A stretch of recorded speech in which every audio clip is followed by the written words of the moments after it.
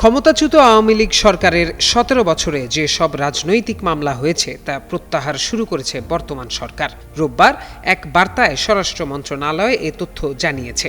স্বরাষ্ট্র মন্ত্রণালয়ের জনসংযোগ কর্মকর্তা ফয়সল হাসান স্বাক্ষরিত এক বার্তায় এ তথ্য জানানো হয়। স্বরাষ্ট্রমন্ত্রী সালাহ উদ্দিন আহমদকে উদ্ধৃত করে বার্তায় বলা হয়, আমা অথেন্টিক ব্রাজিলিয়ান কফি।